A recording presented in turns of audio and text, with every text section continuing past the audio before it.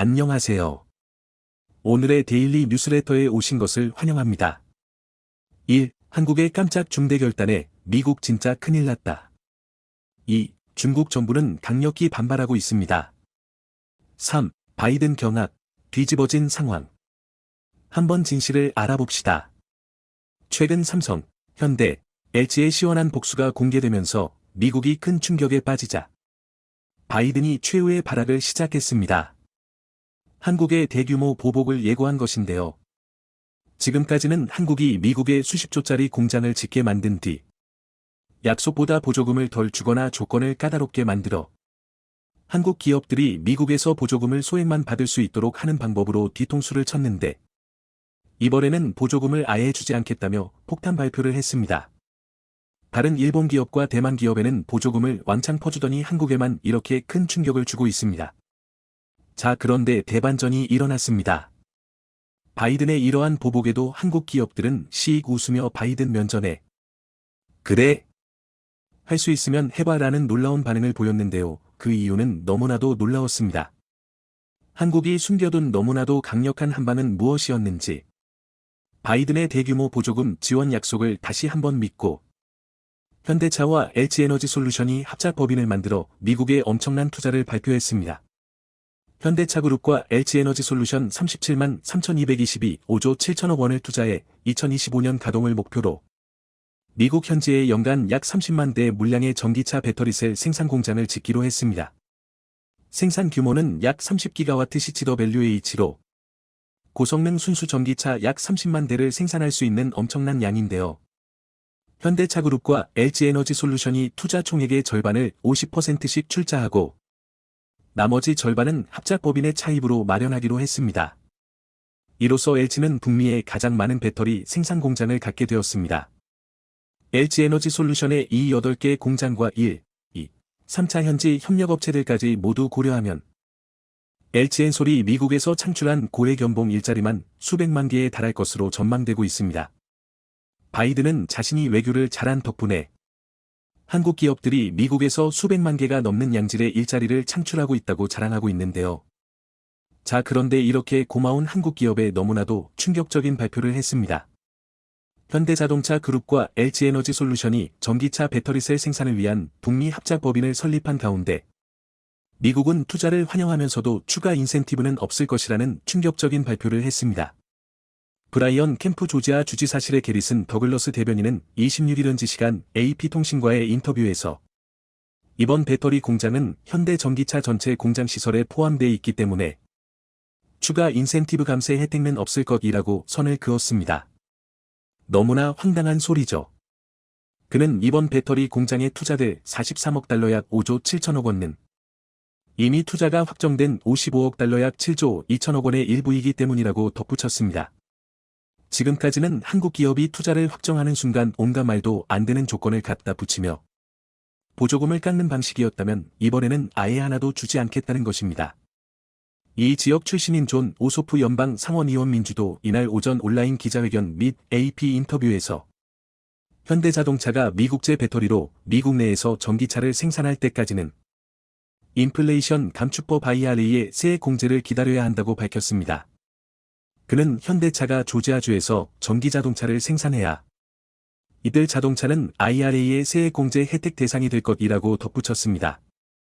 조용히 기다리라는 것입니다. 너무 화가 나는 무례한 발언인데요. 자, 그런데 바이든의 충격적인 보복은 이제 시작이었습니다. 이것보다 더 충격적인 발표까지 최근 공개했는데요.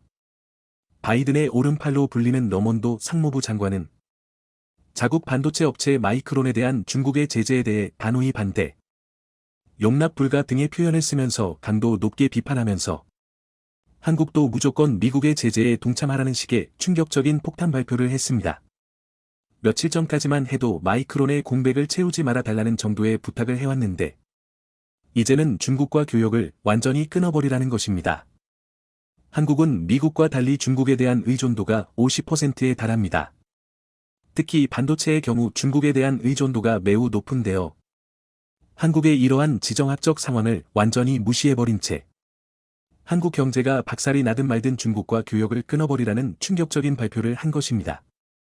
바이든은 중국의 마이크론 제재에 대해서 이것은 사실에 근거하지 않고 미국 기업 한 곳을 겨냥한 것이라면서 미국은 단호히 반대한다라고 밝혔다고 블룸버그 통신 등이 보도했습니다. 그러면서 일관되게 밝힌 대로 우리는 이번 도전과 중국의 비시장적 관행과 관련된 모든 도전을 해결하기 위해 파트너 국가들과 긴밀하게 협력하고 있다고 말했습니다. 한국이 중국에서 마이크론의 빈자리를 채우지 않는 것은 물론 중국에 대한 반도체 수출을 완전히 끊어버릴 수도 있다는 것입니다. 그는 반도체 지원법상 투자는 미국 내 반도체 생산을 강화하기 위한 것이라면서 우리는 IPEF 국가들의 투자 참여를 환영한다. 우리는 일본, 한국, 싱가포르 등의 기업들이 반도체 지원법상 지원에 참여할 것으로 예상한다고 말했습니다. 중국과 교역을 끊어버리는 순간 한국의 경제 절반이 날아갑니다. 역사상 가장 충격적인 대공황을 겪는 것이 확정적인데도 미국은 한국이 중국과 교역을 완전히 끊어버리는 미국의 강력한 제재에 동참하도록 강요하고 있습니다.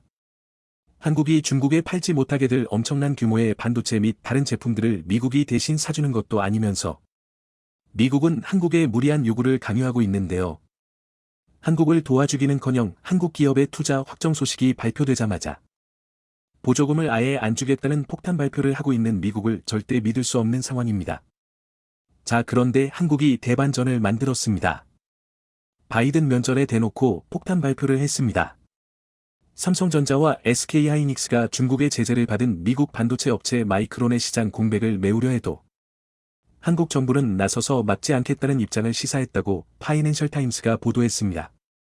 파이낸셜 타임스는 한국은 자국 반도체 업체들이 중국의 마이크론 제재 이후 틈을 채울 수 있다는 신호를 보내고 있다는 제목의 기사에서 이같이 전했습니다.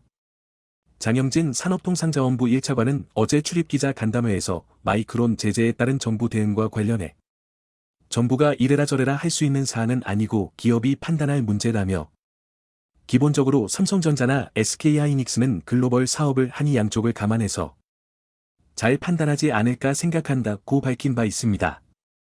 이뿐만이 아닙니다. 미국의 대중 반도체 압박에 대해 중국이 마이크론 제재로 맞대응하며 미중 반도체 전쟁이 새 국면에 접어든 가운데 중국이 한국에 파격적인 제안을 해왔습니다. 사실상 중국이 반도체 문제에 대해 한국에 먼저 손을 내민 것인데요. 중국 상무부는 지난 26일 현지 시간 안덕근 산업통상자원부 통상교섭본부장과 왕원타오 중국 상무부장이 미국 디트로이트에서 열린 APEC 무역장관 회의에서 만나 회담한 뒤 양국의 반도체 협력을 특히 부각한 보도문을 27일 발표했습니다. 상무부는 양측이 산업망과 공급망 안정 수호 등에 대해 논의했다고 전하면서 반도체 분야를 특정해 양측은 반도체 산업망과 공급망 영역에서의 대화와 협력을 강화하는 데 동의했다고 주장했습니다. 반도체뿐만이 아닙니다. 중국은 이날 2차 전지의 핵심 소재인 리튬을 한국에 몰아주겠다는 파격적인 발표를 한 것으로 전해졌습니다.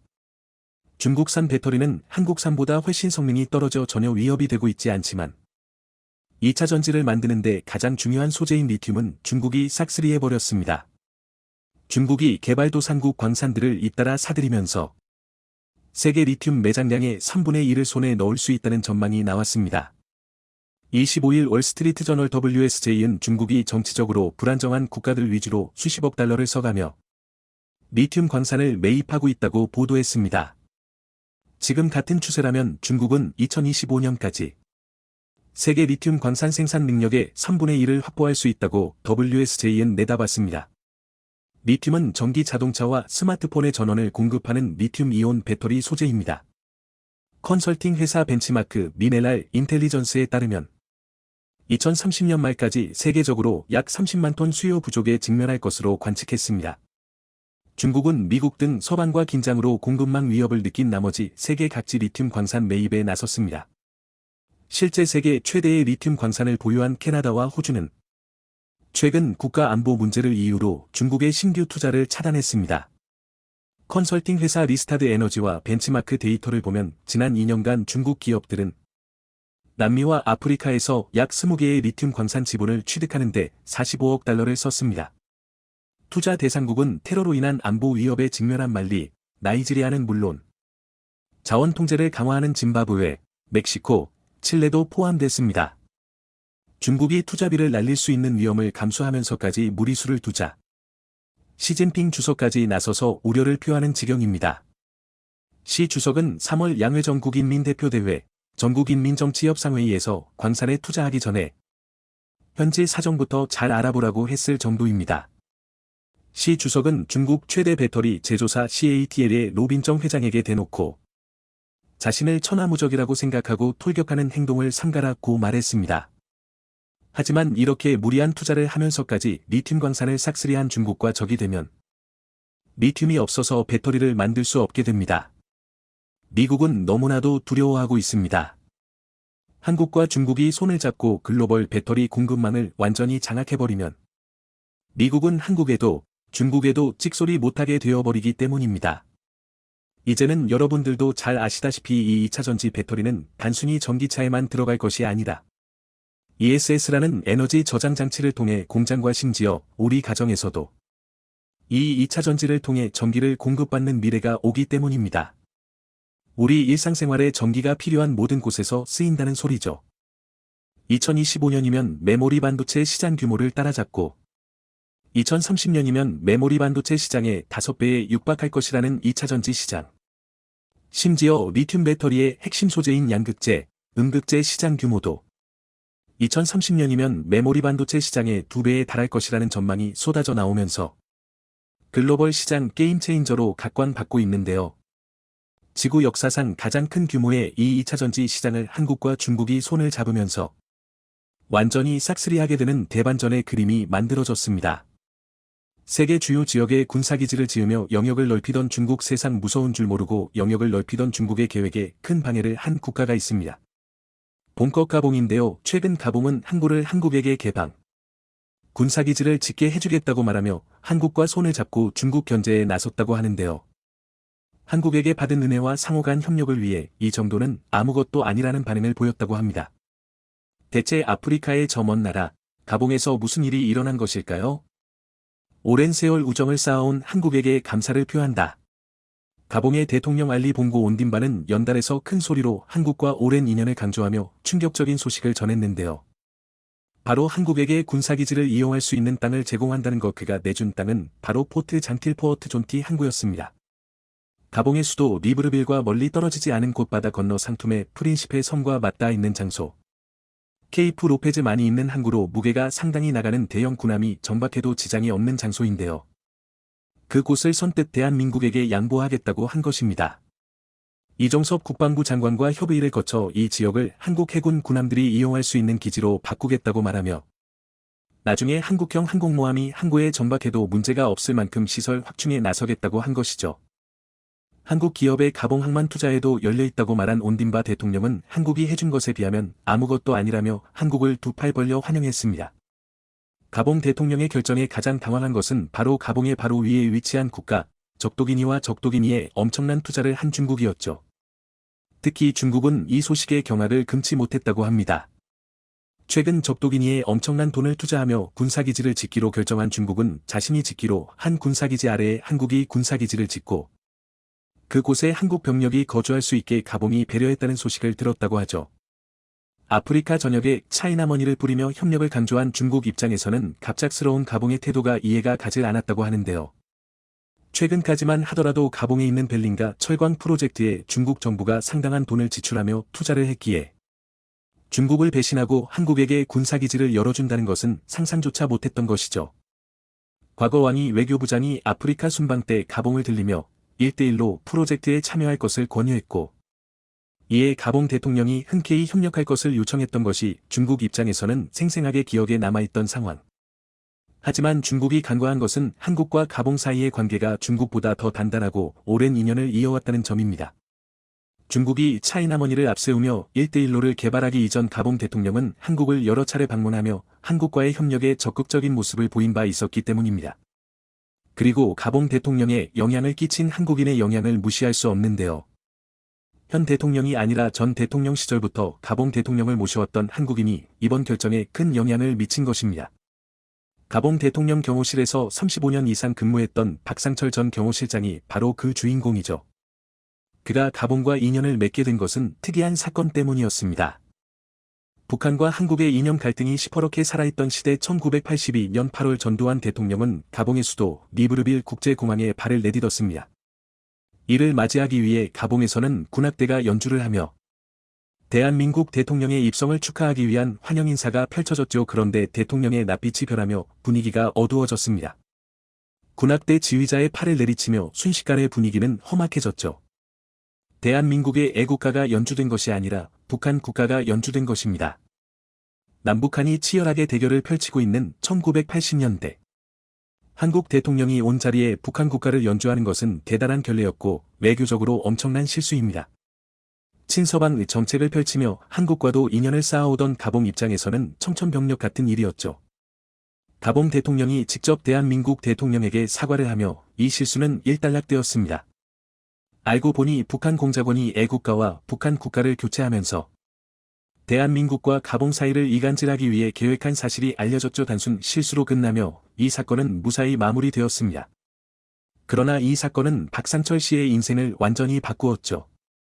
당시 이 사건을 접한 대한민국 경호원들은 훈련받은 대로 침착하게 행동했고 내부 경호에 집중하는 모습을 보였던 것인데요. 이를 가봉 대통령이 인상 깊게 바라본 것이죠. 이후 한국 경호원을 자신의 곁에 두고 싶다는 생각을 가진 가봉 대통령은 한국에게 정식으로 한국 경호원 인력 파견을 요청합니다. 그때 가봉 대통령은 현 대통령의 아버지이자 전임 대통령인 오마르 봉고였습니다.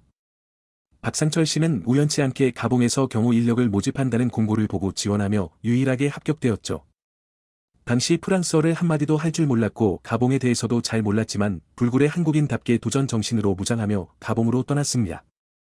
처음에는 5년만 고생하고 돌아온다는 생각이었지만 대통령과의 인연이 깊어졌고 가봉 사람들이 보낸 호의에 감동한 그는 35년이라는 시간을 가봉 대통령 경호원으로 근무하면서 가봉 대통령 곁에서 그를 보좌했습니다.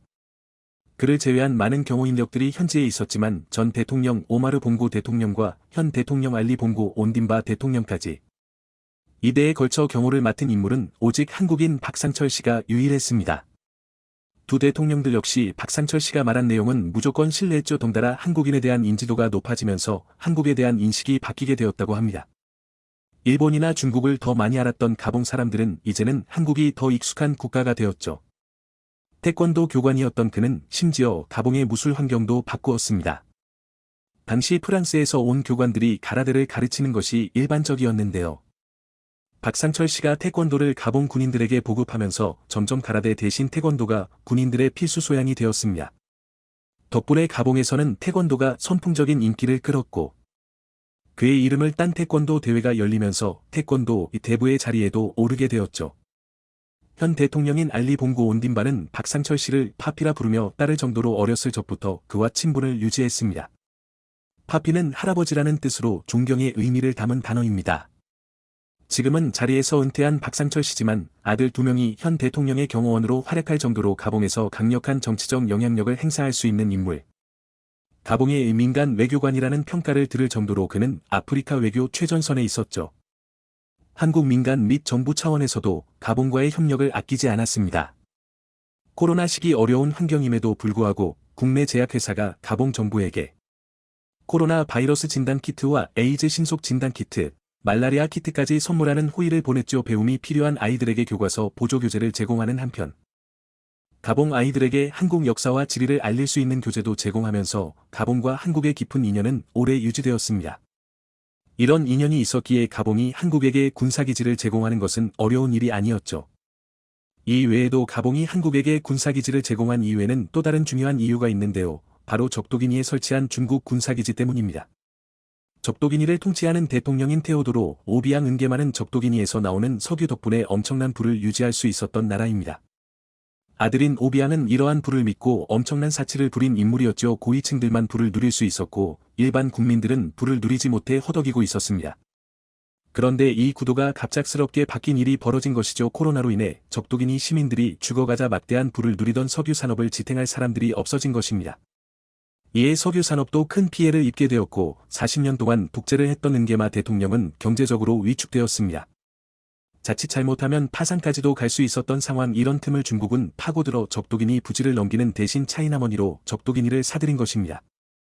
미 국방부는 중국이 적도기니에 군사기지를 지으려는 정황을 포착 미 의회 청문회에 이 사실을 보고하며 중국이 인도는 물론 미외 아프리카 중요 지역까지 영역을 넓히며 미국을 위협하고 있다고 분석했습니다. 중국은 아프리카 군사기지 확보를 통해 미국을 위협할 수 있었죠. 이대로 된다면 중국 뜻대로 아프리카가 좌지우지되는 상황. 적도기니 바로 아래에 있던 가봉은 이를 좌시할 수 없었죠. 중국 군의 등을 엎은 적도기니가 가봉을 침략할 수도 있는 가운데 강력한 우군의 도움이 가봉은 필요했습니다. 그래서 가봉이 선택한 파트너는 중국과 상대할 수 있는 국가 대한민국이었습니다. 실제로 가봉에 군사기지가 세워진다는 소식이 들리자 중국은 직접적으로 한국에 대해 날선 비판을 쏟아내며 중국 외교부는 한국을 향해 중국의 길을 방해하지 말 것을 요청했습니다. 한국은 이런 반응을 귀담아 듣지도 않았습니다. 한국의 행동에 박수를 보냈습니다. 미국 외교부는 한국의 국제적 위치가 높아졌다는 의견을 남기며 한국과 미국의 우정은 변치 않을 것이라는 의견을 남겼죠. 중국의 허를 찌른 한국의 군사기지 개발. 마음대로 모든 것을 할 수 있을 것이라 여긴 중국은 과연 다음에 어떤 반응을 보이게 될까요? 미국의 초대형 뒤통수에 삼성이 반격 행보를 보이자 바이든 정부가 당혹해하고 있어 화제입니다. 미국은 최근 반도체 지원법을 통해 삼성과 SK의 중국 투자를 제한하려 한 바 있습니다. 미국 내 반도체 신규 투자를 하는 기업에 총 520억 달러의 보조금과 240억 달러 규모의 세제 혜택을 제공하기로 하면서 보조금을 받은 기업은 향후 10년간 중국 내 첨단 반도체 투자를 제한하는 조건을 달았던 것입니다. 삼성전자가 심각한 뒤통수를 맞았다는 평가가 나온 것도 이 때문입니다. 이런 조치가 현실화되면 삼성전자와 SK하이닉스는 피해가 불가피한 상황입니다. 삼성전자는 중국 시안에서 전체 낸드 플래시의 40%를 생산하고 SK하이닉스는 우시와 다롄에서 디램 50%와 낸드 30%를 생산하고 있기 때문입니다. 중국은 한국 반도체 수출 금액 1,280억 달러의 60%를 차지하고 있습니다. 우리 수출의 25%, 수입의 23%를 차지하는 가장 큰 교역 상대국이고 중국의 80% 이상 의존하는 소재 및 부품이 2,000개에 달할 정도입니다.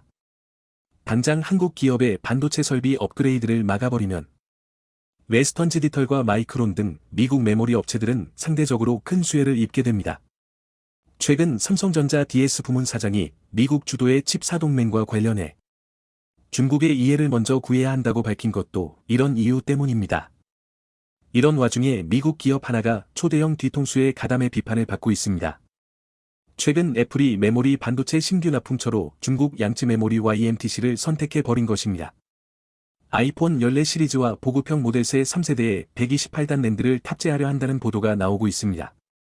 애플은 그동안 삼성전자와 SK하이닉스에서 낸드 플래시와 디램을 조달해왔지만 YMTC로 눈길을 돌리고 있어 한국 매출 의존도는 더 낮아지게 된 상황입니다. 애플의 이 같은 행보는 메모리뿐 아니라 패널에서도 엿보인 바 있습니다.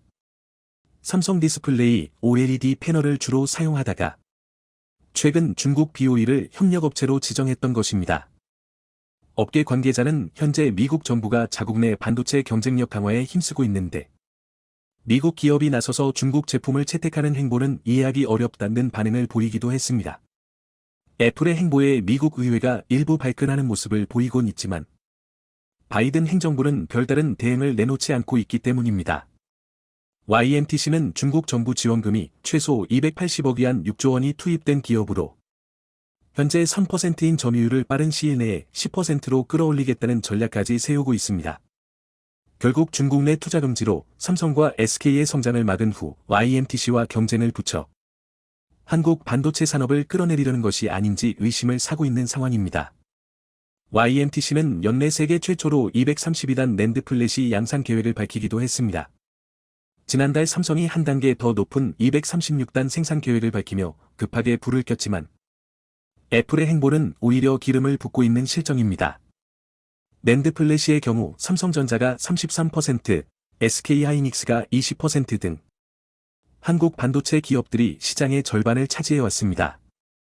그 뒤로 일본 키옥시아 15%, 미국 웨스턴 디지털 13%, 마이크론 12% 등이 추격하는 상황입니다. 이에 미국도 중국 내 한국 점유율이 낮아지길 바라고 있습니다. 그래야 자신들이 낄 수 있기 때문입니다.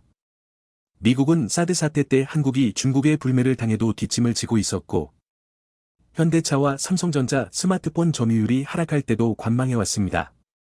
사드 사태가 있었던 2016년에는 팀쿡 최고 경영자가 중국 관리들과 2,750억 달러 규모의 비밀 계약을 체결한 것이 드러나기도 했습니다.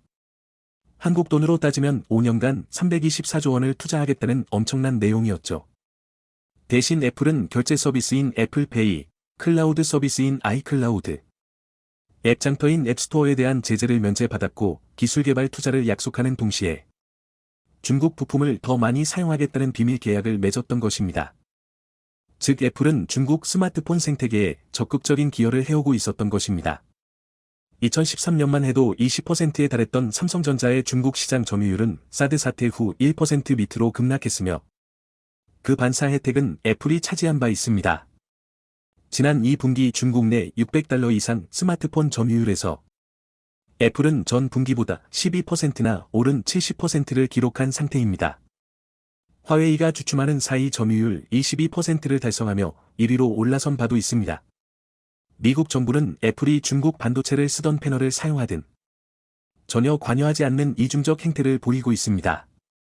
세계에서 판매되는 아이폰의 약 90%는 중국에서 생산되고 있으며 아이폰 위탁 생산업체인 대만 폭스콘 공장도 대부분 중국에 있는데도 말입니다. 반면 한국은 미국이 주도하는 칩사 동맹을 외면하기 어려운 상황입니다. 반도체 장비만 해도 한국의 미국 의존도는 약 25% 정도입니다. 미국의 영향을 받는 일본 25%과 네덜란드 25%를 포함하면 사실상 미국 정부의 동의가 없다면 반도체 사업을 할 수 없기 때문입니다. 9월 11일 바이든 대통령 트위터에는 놀라운 내용이 하나 올라왔습니다. 인텔 반도체 신공장 기공식에 참석해 미국으로부터 세금 지원을 받는 기업들이 공급망을 훼손하는 중국에 투자하지 않도록 분명히 하겠다고 밝힌 것입니다. 이는 중국에 대한 투자 차단과 인텔 지원이 하나로 묶여 있다는 증거입니다. 인텔은 미국 오하이오주에 200억 달러를 투입해 2개의 첨단 반도체 공장을 설립하고 있습니다. 미국 정부는 자체적으로 기술과 양산 능력을 확보할 때까지 삼성전자에게 의존하고 부품 등 공급망이 자리를 잡으면 등을 돌릴 수 있다는 분석이 나오고 있습니다. 실제로 미국 정부는 인텔 우선 정책을 펴고 있습니다. 인텔은 올해 초 차세대나 EUV 장비 5대 도입 계약을 네덜란드와 먼저 맺기도 했습니다. 이는 2나노미터 이하 첨단 공정 구현의 핵심이 되는 장비입니다. 기존 제품보다 더 미세하게 회로를 새길 수 있어 가격도 2배가량 높은 5천억 원 정도입니다. 인텔은 나 EUV를 도입해 2024년 2나노 수준을 선보이고 2025년이면 1.8나노를 구현하겠다는 계획을 세우고 있는 상태입니다. 삼성전자는 올해 ASML로 생산 예정인 EUV 55대 가운데 18대를 확보하며 인텔보다 네덜란드 ASML 매출에 더 큰 영향을 준 바 있습니다. 그런데 인텔이 차세대 장비를 먼저 확보했다는 것은 미국의 입김이 작용했다는 분석입니다. 삼성은 인텔보다 늦은 6월에서야 도입 계약을 체결한 바 있습니다. 미국이 삼성전자 반도체 인프라를 빼먹고 자체 산업을 키우려는 모습은 다양한 곳에서 포착되고 있습니다. 작년 11월 미 상무부가 삼성 등의 반도체 자료를 요청했을 때부터 보였던 징조입니다. 최근에는 일본과 2나노 개발을 위해 합작 투자를 검토한 것이 드러나기도 했습니다. 도쿄일렉트론, 캐논 등 일본 장비 업체들과 인텔, IBM의 협력이 이어지고 있다는 것입니다. 일본 하기우다 경산사는 5월 미국으로 건너가 반도체 공급망 협의를 추진하며 삼성을 뛰어넘자고 제안하기도 했습니다. IBM 측의 2나노 제품 공동개발 의사까지 타진했던 상황입니다. IBM이 반도체 설계에 강점이 있다면 일본은 장비와 소재 쪽이 강하다고 설득하면서 말입니다. 들은 인텔을 중간에 끼워 넣어 생산을 맡기는 계획을 세운 것으로도 나타났습니다. 이를 위해 러몬드 상무장관과 접촉했던 상황입니다. 2019년 일본이 삼성 EUV 공정을 막기 위해 수출 규제를 했을 때도 미국이 아무 제스처를 취하지 않았던 이유가 여기에 있습니다. 최근에는 러몬드 상무장관이 한국에 투자하려는 대만 반도체 기업을 꼬드겨 텍사스주에 50억 달러 규모의 신공장을 유치했던 것이 드러나기도 했습니다. 미국은 중국 견제를 명분으로 자국 우선 정책을 펴고 있습니다. 인플레이션 감축법으로 한국산 전기차가 미국에서 경쟁력을 잃게 만들었고 삼성이나 SK에게는 중국 투자 중단을 일으키면서 말입니다. 사드 사태 이후 중국에 대한 무역 수지는 지속적으로 나빠지고 있습니다. 2018년 556억 달러였던 흑자는 올 2분기 적자로 돌아서기도 했습니다. 현대차 또한 사드 사태 이후 중국에서 경쟁력을 잃기는 마찬가지였습니다. 그 자리는 현재 테슬라가 빠르게 치고 들어와 전기차 시장을 장악하고 있는 상태입니다. 현대차는 미국에 55억 달러를 투자해 전기차 공장 설립 의사를 밝혔지만 불과 3개월 만에 인플레이션 감축법 등으로 뒤통수를 맞은 상태입니다. 미국 전기차 시장에서 점유율 2위 9%로 부상하며 1위 테슬라 70%를 추격하고 있는 중요한 시점이었는데 말이죠. 보조금을 받을 수 있는 28개 차종 중 22개는 미국 브랜드입니다. 사실상 해외차는 배제하고 자국차만 팔겠다는 것입니다. 그런데 미국에서 보조금을 받는 테슬라가 중국 공장에 투자하는 것을 막지 않는 행동은 삼성 등을 유치하며 중국 투자 금지를 외쳤던 것과는 너무나 대조된다는 평가입니다. 이런 상황에 삼성이 미국의 반도체 갑질에 강력 경고하는 행보를 보여 놀라움을 주고 있습니다. 지난달 9일 바이든 대통령이 반도체 지원법에 서명하며 중국 투자를 금지하자 삼성은 약 일주일 후 브라질에서 반도체 공장 설립을 논의했고 MOU를 체결했던 것으로 나타났습니다. 이는 현지 보도를 통해 한국 내에 알려진 상황입니다. 브라질 정부가 지난해부터 적극적으로 러브콜을 보내왔고 최근 미국의 행태에 불만을 가진 삼성전자가 반격 카드로 사용했다는 분석입니다. 게다가 멕시코 정부 또한 삼성의 반도체 공장 유치에 나서 미국을 긴장시키고 있습니다. 블룸버그 등에 따르면 멕시코가 대규모 지원을 약속하며 러브콜을 보내왔다는 설명입니다. 실제로 추석 연휴 때 이재용 부회장이 멕시코를 찾아 대통령을 예방하기도 했습니다. 당초 미국이 해외 출장지로 거론됐지만 멕시코를 먼저 방문한 상태입니다. 멕시코는 삼성 엔지니어링이 대규모 정유 공장을 건설 중이고 삼성전자가 다양한 전자제품을 현지에서 생산해 미국에 수출할 만큼 핵심 국가로 통하고 있습니다. 삼성이 인수한 하만 공장도 멕시코에 있습니다. 미국은 인플레이션 감축법을 내놓으며 캐나다나 멕시코에서 조립한 전기차에 대해서도 보조금을 주는 방안을 채택하고 있어 반도체 또한 충분히 이들 나라에서 생산이 가능할 것으로 보고 있습니다. 한국은 미국에 끌려다니지 말고 현명하게 움직이길 바랍니다. 영상이 도움이 되셨다면 구독과 좋아요 부탁드리며 오늘도 감사합니다. 최고로 멋진 하루 보내시길 바랄게요.